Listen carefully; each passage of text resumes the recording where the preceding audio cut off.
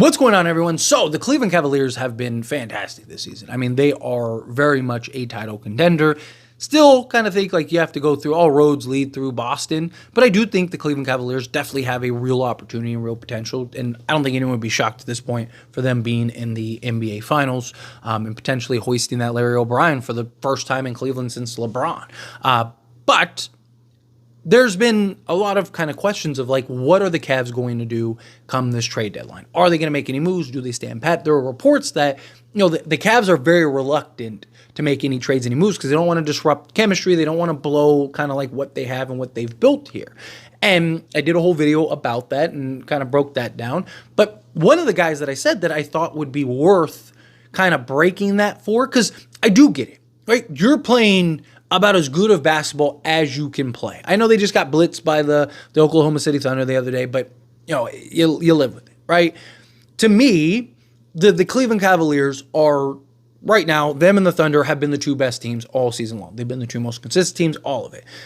And there is this sense of concern or fear of like, if we shake that up, like it could change, it could have that snowball effect to where it affects us and now we don't contend. It's one of those things like, do you go into and finish this season, go into the playoffs, go into hopefully an NBA Finals as currently constructed and don't make any moves, and then if you don't win it, then maybe now you go make that splash trade, go do whatever you do that you think you need to upgrade. Or if you do win it, then now you can just kind of trim around the edge to kind of get key pieces to kind of upgrade and go for a repeat, right? But the one guy I said that is available right now that I would probably break that concern for or be willing to break that concern for was Cam Johnson. And obviously the news watches this channel because lo and behold, after I make that video, we get reports that Cam Johnson is on the Cavs' radar, that the Cavs want to trade for Cam Johnson, and that they are throwing their name in the hat to trade for Cam Johnson. But, it just makes sense, right? Like out of all of the positions, right? You have Darius Garland, you have Donovan Mitchell, you have Jared Allen, right? And then you have Evan Mobley. That's like your core four guys. You really could use like an upgrade at the three. And supposedly that's what the Cavs want to do. They want to keep their core four guys and then add in a Cam Johnson, which they have depth. They have the tradable assets and players. They're limited on like the picks department. I still think Cam Johnson is going to be a Thunder more likely than not. If the Thunder really want Cam Johnson, they're going to get Cam Johnson. I mean, the Thunder have enough assets and picks they could overpay and still have the most assets in the league, right? Like, so a team like the Cavs, they don't like, they have, I think it's one tradable first, 3 swaps, and I think a second or 2. Is that enough to get Cam Johnson?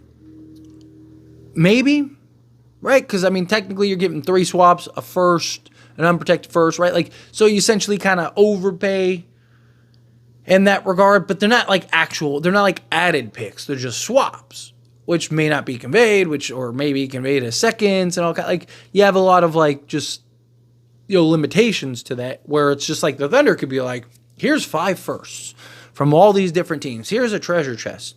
Pick your favorite, right? Like, you want that one? Sure, take that one with you, right? Like, that's just a big difference. That's a luxury that these other teams just don't have.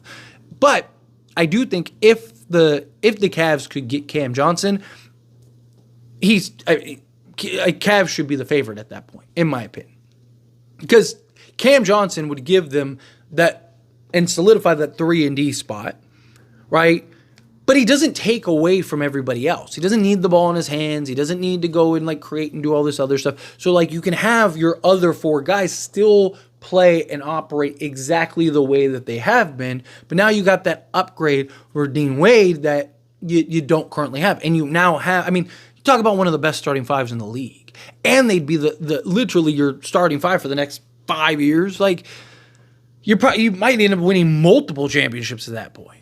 Right? Like, it's just, you'd have all that. And worst case, if if you needed to, you could always just turn Darius Garland into stuff, right? Like, so if you needed like a more two-way point guard or a two-way guard or something like that, or maybe you can get, like another guy, De'Aaron Fox or something like that, if they like Fox more. I'm just using him as an example. And they're like, man, we get De'Aaron Fox more. And it's like, hey, turn Darius Garland and De'Aaron Fox, right?